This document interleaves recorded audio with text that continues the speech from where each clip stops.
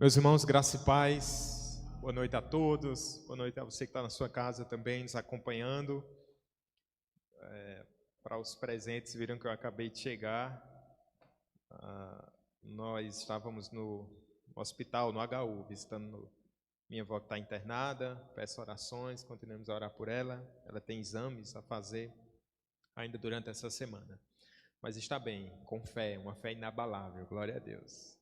Meus queridos, eu quero meditar com vocês brevemente nessa noite sobre um versículo da Escritura que se encontra no Salmo 27. O último versículo desse texto, inspirado, escrito pelo rei Davi. Eu aconselho que vocês leiam todo esse salmo o quanto antes, que é uma bênção, muito instrutivo. Mas deixe-me, para abreviar, ler o último versículo, que é o foco da nossa meditação. Diz assim: espera pelo Senhor, tem bom ânimo e fortifique-se o teu coração, espera, pois, pelo Senhor. Vamos ler todos juntos? Espera, pois, pelo Senhor, tem bom ânimo e fortifique-se o teu coração, espera, pois, pelo Senhor. Vamos orar. Obrigado, Senhor, por termos chegado aqui debaixo da tua bênção, da tua graça.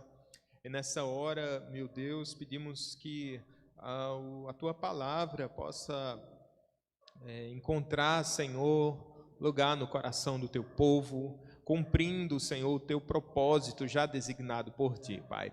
Que o Senhor, pela tua misericórdia, que tem nos erguido, que tem nos assistido, pela tua bondade, Senhor, pelo teu poder, Pai, rogamos a tua bênção sobre nós mais uma vez, em nome de Jesus. Amém. Amém. Esse salmo escrito por Davi, ele tem um contexto histórico não claro, nós não sabemos qual a ocasião que Davi, por qual ocasião Davi veio a escrever esse salmo, mas pelo seu contexto era um momento de adversidade, como é a tônica de vários salmos escritos por Davi. Sabemos, por exemplo, a partir do versículo 3, brevemente, diz que ainda que um exército se acampe contra mim, então numa linguagem militar. No verso 2 ele fala de malfeitores que vêm para destruir. Então, dentro desse panorama, certamente Davi estava passando por grande aflição, seja com a perseguição de Saul, seja com a perseguição de Absalão, ou em outro contexto, ele estava passando por adversidades. Ele sabe que o Senhor está com ele, ele sabe que ele não precisa temer. Ele vai falar sobre isso nesse salmo. Ele sabe que ele vai voltar a morar na casa do Senhor, no dia mau o Senhor vai ocultá-lo. Ele sabe que o Senhor vai ouvir o seu clamor. Ele sabe que pode buscar a presença do Senhor, encontrá-lo. Ele sabe que Deus é o seu auxílio. Então, de toda essa temática aqui envolvida de confiança, de fé, ele encerra esse salmo dizendo: espera pelo Senhor, tem bom ânimo e fortifique-se o teu coração, espera, pois, pelo Senhor. Né? Ele repete aqui esse deveria ser o refrão da nossa alma no dia da calamidade, né? Espera, pois, pelo Senhor. É isso que nós precisamos. Meus irmãos, não à toa Davi encerra seu cântico falando sobre espera. Em muitos aspectos da vida do cristão é uma vida de espera. E veja que nós vivemos à sombra de uma promessa de que aquele que começou a boa obra em nós há de completá-la até o dia de Cristo Jesus. Isso nos lembra a santificação, que é um processo, né? Nós queríamos adiantá-lo, mas o Senhor tem o seu tempo, nós temos os recursos e o Senhor vai trabalhando em nós. Isso trata sobre glorificação, isso trata sobre escatologia, sobre a vinda, sobre a volta do Senhor Jesus. Então, aquele que nasceu de novo, ele já entra na fila da espera, ele já olha para os céus, ele está aguardando já o seu Salvador. Então, a vida cristã, em vários aspectos, é uma vida de espera. Ansiamos por ver os inimigos de Deus destruídos, aguardamos o nosso Salvador, aguardamos novos céus e nova terra. O crente, por assim dizer, ele é um ser futurista, ele olha adiante, ele caminha para lá, ele caminha para o futuro. No entanto, ele é um ser do presente também, e é nessa vida presente que nós já experimentamos dessa oportunidade de esperar no Senhor. Muitas vezes vemos isso como um peso, não é verdade? Mas esperar em Deus é uma grande oportunidade que Deus nos dá, porque é num processo de espera que muitas vezes o Senhor Deus vai nos santificando, vai nos lapidando. Veja que essa espera muitas vezes tende a ser dramática, se não compassada pela fé. Olha, quando nós tiramos os nossos olhos de Deus, a espera tende a ser dramática para nós. Eu sei que é desnecessário dizer que vivemos na era do imediatismo. Veja só, nossos inventos tecnológicos têm um propósito de abreviar o tempo, ou pelo menos tentar. Há 10 minutos atrás, eu estava saindo do HU, e eu vim numa máquina forjada pelos homens, e que foi só eu apertar o pé um pouquinho para dizer, eu tenho que chegar mais rápido. Eu não passei nenhum sinal vermelho, não atropelei nenhum gato na estrada, mas foi um aparato tecnológico que me possibilitou estar aqui. Portanto, meus irmãos, a tecnologia, Martin Olmos, ele diz assim, que é um conjunto de artefatos e processos que as pessoas constroem da natureza para aumentar nosso poder de alcançar nossos objetivos. Não é isso? A tecnologia ela é forjada para nos abreviar o tempo, para nos dar uma certa autonomia. E aqui eu não estou crucificando os aparatos tecnológicos, não, mas a gente sondar o nosso coração na utilização dessas ferramentas. E a gente pensar um pouco, é esperar em Deus, em meio a todo esse tempo, nessa era do imediatismo. Tecnologia, tem um autor chamado Tony Hank, ou é Hank, eu não sei a pronúncia, mas ele tem um livro que diz assim, 12 maneiras como o celular tem, de alguma forma, influenciado a nossa vida. O tema não é bem esse não, mas ele vai falar sobre como a forma, de 12 maneiras que o celular tem influenciado a nossa dinâmica hoje social. Ele diz assim, a tecnologia não é inerentemente má, mas ele tende a se tornar plataforma de escolha para expressar a fantasia da autonomia humana. Ou seja, uma ilusão de autonomia, às vezes esse aparato nos traz. Veja que hoje a gente acompanha cada passo do bebê, desde as primeiras semanas, né, no ventre materno. Tanto é que antigamente se diziam meses, né, mas hoje são semanas. A gente, quando vê, né, uma mulher gestante, quantos dias? Porque há essa possibilidade de acompanhar a gestação desde o seu primórdio. E antigamente os pais só sabiam do sexo do bebê quando ele nascia. Talvez você ache meu nome estranho, Éricon, mas o que eu acho estranho é o meu nome que seria. Meu pai, pensando que eu seria uma menina, ele colocaria meu nome de Érica. Ele só surpreendeu quando eu nasci. Na verdade, ele fez um arranjo e disse, Éricon. Mas veja, uma ultrassom teria me poupado desse constrangimento. Não é verdade? Uma ultrassom, algo tão comum hoje, tão corriqueiro. Mas hoje nós sabemos dos problemas de saúde do bebê no período fetal. Isso acelera também o nosso sofrimento, não é? Aquela gestação vai também ser um tempo de espera, vai também ser um tempo de muito sofrimento para tantos casais, tantas mamães. E a gestação começa a ser um período de ansiedade, de medo. Nós gostamos de obter controle sobre as coisas. Acompanhamos a entrega da compra pela internet. Eu não sei se você fica com essa ansiedade boa e fica olhando lá, monitorando onde é que está lá a entrega, que dia vai chegar, que hora vai chegar. A gente tem um certo controle sobre isso. A gente pelo menos pensa que tem. A gente também olha a rota do Uber quando ele está a caminho da nossa casa, não é? Ou quando ele está levando um querido nosso e a gente fica acompanhando todo o trajeto. Isso não é outra coisa senão uma forma de tentar ter uma autonomia. Parece que eu estou controlando as situações, parece que eu estou controlando. Eu sei onde o indivíduo está, eu sei onde aquela pessoa está. Então temos uma vida cristã pautada na espera e uma vida comum marcada pelo imediatismo. E como é, meus irmãos, que essas realidades tão contrastantes tendem a moldar o nosso coração? Como é que a gente controla tudo isso? Nossa grande luta é justamente tentar não nos entregarmos à celeridade do nosso coração e à velocidade que a gente vê pela janela. O exercício é sempre o mesmo: olhar para Deus, olhar para a Escritura e relembrarmos a forma que Deus nos ajuda a esperar nele. Como é quando a gente conhece a Deus, quando a gente descansa no nosso coração na palavra do Senhor. Esperar em Deus, o verso nos ensina muito sobre isso, que essa espera é um exercício de fé. É um exercício de fé. Veja que o salmista ele não está esperando em algo abstrato. Ele não está esperando em algo que ele presume que irá acontecer, mas é uma certeza.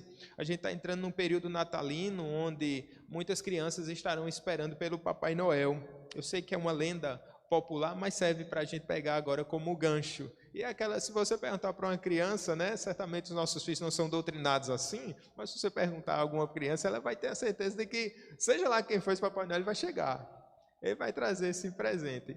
Meus irmãos, a nossa fé ela não é pautada em algo que é inócuo, algo que não existe, mas a plena certeza de que Deus existe. A plena certeza de que Deus, segundo a sua segundo a sua graça, segundo a sua misericórdia, nos assiste. Então, é algo que a gente pode esperar, porque sem fé, vocês sabem, é impossível agradar a Deus. Nós nos aproximamos de Deus, isso é a premissa. Nós cremos que Ele existe. Por isso nós podemos dizer, nós esperamos no Senhor. Em todo o contexto da nossa vida, nós temos por quem esperar. E a grande questão não é nós olharmos para o relógio. A grande questão não é nós tentarmos descobrir quando é que Deus vai agir. Eu queria dizer para você que Deus já está agindo nesse exato momento. É um Deus que não para de trabalhar. Um Deus que não para de trabalhar. Muitas vezes nós não paramos para pensar, mas enquanto nós dormimos, há um posto de combustível que trabalha 24 horas, não é? Há enfermeiros e há médicos de plantão. Enquanto nós dormimos, tem um segurança, talvez na sua rua, no seu condomínio. Mas nós não paramos para atentar que o nosso Deus é um Deus que trabalha diuturnamente. É um Deus que não se cansa. Por isso nós podemos esperar nesse Deus. Por isso, muito mais do que pensarmos quando Deus fará, é lembrarmos de que Ele está fazendo. Quando eu digo espera no Senhor, eu estou falando de um Deus que Ele é todo-poderoso e que Ele age de maneira poderosa e que Ele age de maneira graciosa. Nós temos essa certeza, cujas promessas, esse Deus cujas promessas não falham. Alguns versículos aqui, por exemplo, Josué, capítulo 21, versículo 45, ele diz assim: de todas as boas promessas do Senhor, a nação de Israel, nenhuma delas falhou, todas se cumpriram. O próprio salmista, agora no Salmo 145, diz assim: o Senhor é fiel em todas as suas promessas e é bondoso em tudo o que faz. Em Hebreus capítulo 10, verso 23, ele diz assim: apeguemo-nos com firmeza à esperança que professamos, pois aquele que prometeu é fiel. Veja aqui as promessas de Deus e Ele age conforme, segundo as suas promessas. E de acordo com as suas promessas nós podemos descansar, porque esse Deus Ele é fiel, porque esse Deus Ele é um Deus todo-poderoso, porque nenhuma das promessas que Ele fez cairá por terra. O melhor antídoto contra a impaciência, incredulidade e ansiedade é procurarmos aprender sobre esse Deus. Paul Tripp, ele falando sobre esse verso aqui em especial, ele fala algo maravilhoso. Ele diz assim: aquele em que esperamos é um Messias não satisfeito. Nunca tinha visto essa expressão, um Messias não satisfeito. Que forma? Ele não cederá, não renunciará e não descansará enquanto todas as promessas que ele fez sejam totalmente cumpridas. Ele não abandonará o seu trabalho até que todos os seus filhos sejam totalmente transformados. Ele vai lutar até que o último inimigo esteja sob seus pés. Ele reinará até que seu reino tenha vindo completamente. Enquanto o pecado existir, ele nos banhará de graça perdoadora, habilitadora e libertadora. Ele nos defenderá das ofensivas e atacará o inimigo em nosso favor. É parte desse trabalho, desse Messias não satisfeito, ou seja, ele está trabalhando para cumprir todo o seu bom propósito, e o seu grande propósito é ser glorificado. O seu grande propósito é que nós atinjamos aquela estatura de varão perfeito. O seu grande propósito é conduzir a sua igreja fiel. Ele está trabalhando, ele está movendo todos os meios para isso, e ele não vai descansar. Eu não imagino um Deus impassível quando, na plenitude do tempo, o Filho se encarnou e veio aqui na terra, dentro daquele propósito eterno do Senhor, naquele exato momento, o dia que Ele tinha escolhido. Eu resisto a pensar num Deus impassível, que diz assim, friamente esperando um ponteiro bater aquela hora específica, mas aquela é alegria para o Deus Trino, de estar em execução o seu plano maravilhoso de redenção, alegria da parte de Deus, há uma pressa perfeita da parte de Deus. Muitas vezes nós pensamos que a pressa é inimiga da perfeição. Ela é inimiga da perfeição para nós, que fazemos 2 atividades aqui e a gente já se enrola todo, mas para Deus não, Ele pode ser célere e perfeito, porque Ele não falha.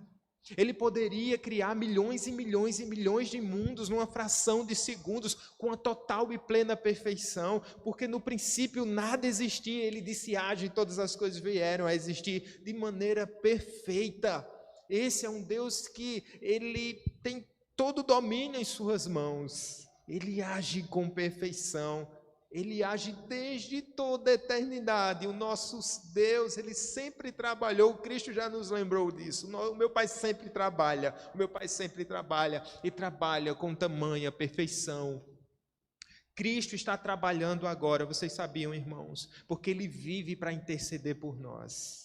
Deus Trino continua a trabalhar. Quando o salmista diz: espera pelo Senhor, nós podemos nos lembrar de todas essas coisas. De quem é Deus. Em quem você está esperando, isso faz toda a diferença. Se eu espero um ônibus, eu tenho que considerar as questões randômicas, os contratempos, um pneu que pode ter problema, um motorista que pode ter algum tipo de dificuldade também. Quantas variáveis. Então a gente tem motivo para pensar, talvez não chegue, talvez não venha.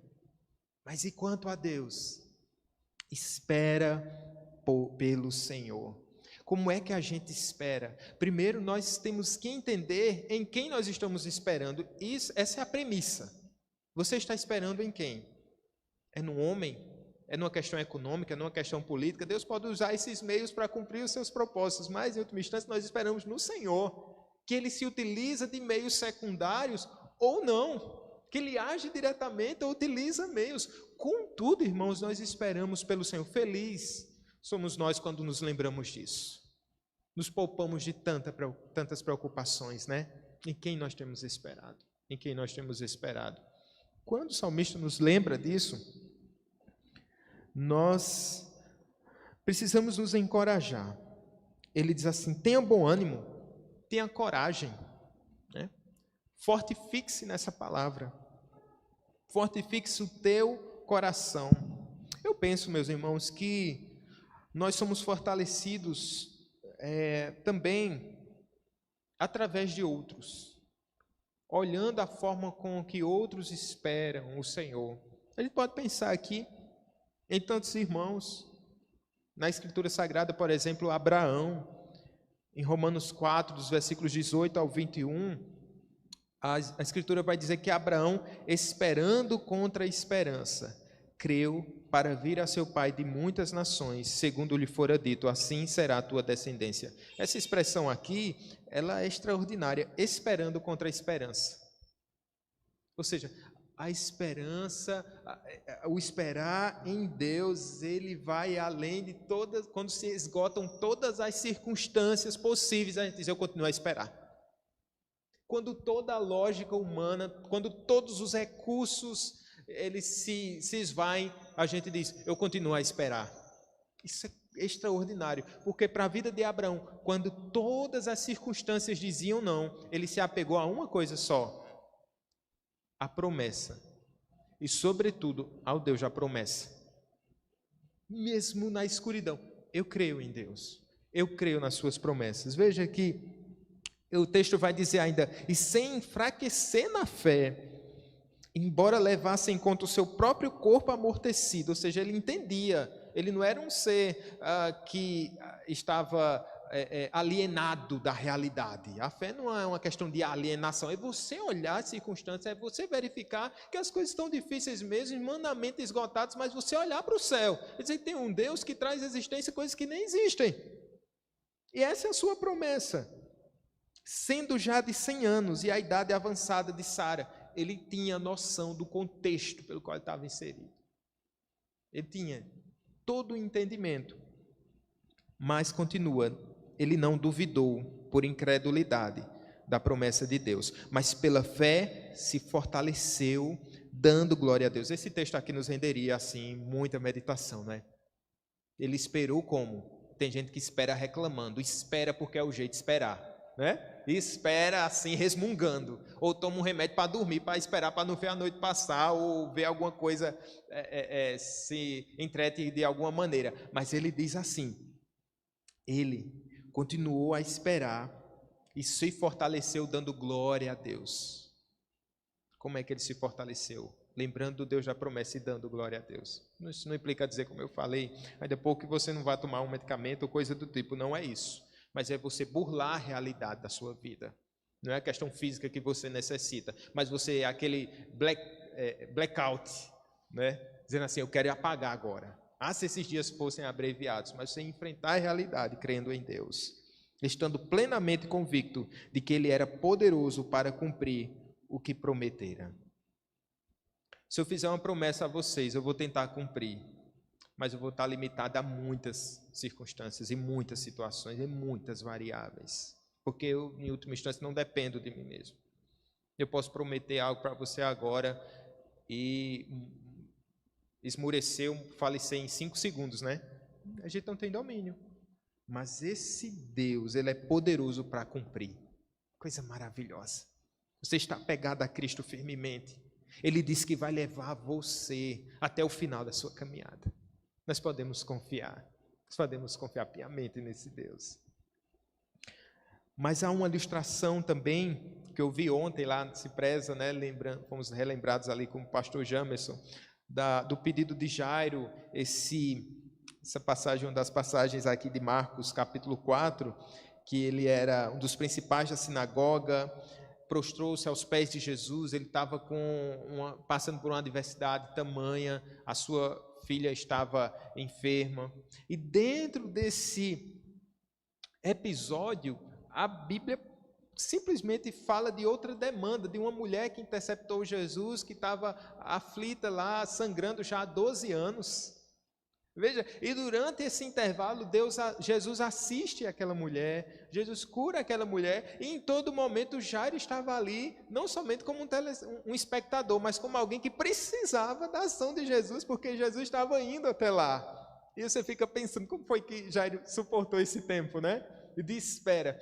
Mas, na verdade, nós podemos observar de outro ponto de vista aqui, esse momento de espera de Jairo. Na verdade, ele foi testemunha ocular de outro grande milagre. De modo que, quando a notícia chegou até ele de que a filha dele tinha morrido, e até gente dizendo, por que você ainda incomoda o mestre? Mas o texto não vai dar nenhum relato de uma atitude de desespero de Jairo, de alguém que certamente ficou abalado, talvez entristecido, mas sobretudo, talvez pelo episódio que ele já tinha visto, era como se Jesus já estivesse preparando o coração dele, dizendo assim, olha, eu sou o Deus que cura, eu sou o Deus todo-poderoso. Isso nos faz pensar, irmãos, que a forma como Deus está agindo na vida de outros também nos fortalece a fé. Esse é o Deus poderoso, esse é o Deus glorioso. Então nós podemos olhar Deus agindo de diversas maneiras aqui. Tudo isso para nós pensarmos, irmãos, que esperar no Senhor, Ele é um bendito mandamento. Quando esperamos no Senhor, precisamos ser corajosos, precisamos ser fortalecidos, fortalecer o nosso coração. Muitas vezes teremos que esperar em alguma área da nossa vida. Nessa espera, nós recebemos a oportunidade para aprofundar e fortalecer a nossa fé. Já pensou sobre isso? No tempo da espera, Deus nos dá uma oportunidade para a gente fortalecer a nossa fé. Quando sua fé quiser esmorecer, lembre-se daqueles que esperaram no Senhor e tiveram bom êxito. Em última instância, a sua providência de salvação recebida da parte do Pai. Lembre-se de que aqueles que esperam no Senhor jamais serão confundidos. Veja, irmãos, para a gente encerrar, eu queria que a gente lesse Isaías 40 agora.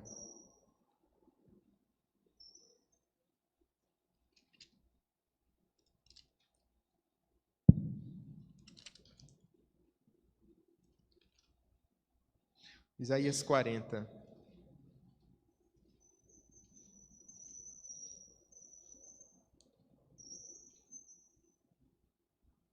Do versículo 25, irmãos, a partir do verso 25, diz assim: a quem, pois, me comparareis para que eu lhe seja igual, diz o Santo? Levantai ao alto os olhos e vede.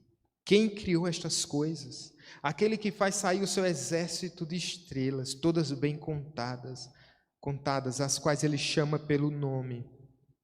Por ser ele grande em força e forte em poder, nenhuma só vem a faltar. Porque, pois, dizes, ó Jacó, e falas, ó Israel, o meu caminho está encoberto ao Senhor, e o meu direito passa despercebido ao meu Deus? Não sabes, não ouvistes o que o eterno Deus, o Senhor, o Criador dos fins da terra, nem se cansa, nem se fatiga? Não se pode esquadrinhar o seu entendimento. Faz forte ao cansado e multiplica as forças ao que não tem nenhum vigor. Os jovens se cansam e se fatigam, e os moços de exaustos caem, mas os que esperam no Senhor renovam as suas forças, sobem com asas como águias, correm e não se cansam, caminham e não se fatigam. Qual o caminho para a gente esperar no Senhor?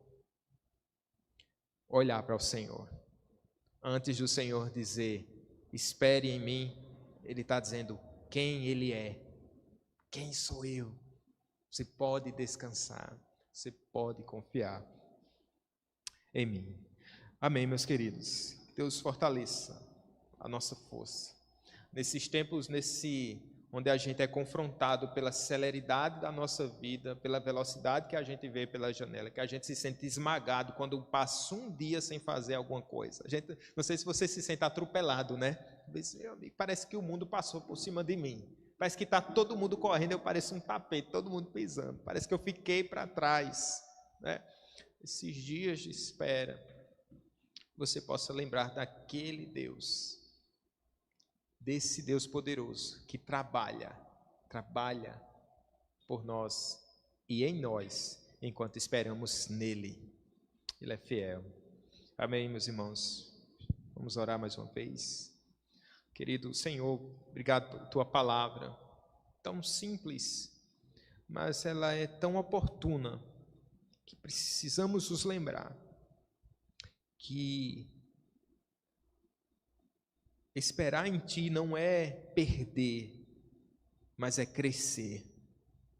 Esperar em Ti, Senhor Deus, ela acusa a nossa insuficiência, mas ela exalta o Teu poder. Faz isso em nós. Queremos não viver, Senhor, pela nossa própria força, a nossa autonomia, que ela é tão relativa e ela não é conclusiva. Nós queremos descansar num Deus que pode todas as coisas, um Deus que olha para nós com um olhar de amor, um Deus que tem suas mãos estendidas para nos abençoar, com toda sorte de bênçãos espirituais e tudo que nós de fato e verdadeiramente necessitamos da Tua parte, Senhor Deus. Obrigado porque todos aqueles que em Ti esperam jamais serão confundidos. Esperar em Ti nos dá essa segurança, não de ter os nossos caprichos meramente atendidos, mas de ter a nossa vida na Tua presença, de acordo com a Tua vontade, Senhor. Podemos esperar no Deus Todo-Poderoso. Obrigado, Senhor. Daqui a pouco nós vamos encerrar nossas orações por hoje, mas o Senhor continuará a interceder por nós. O Senhor continuará a trabalhar por nós e em nós, para a Tua glória, enquanto esperamos em Ti, Senhor. Em nome de Jesus, amém.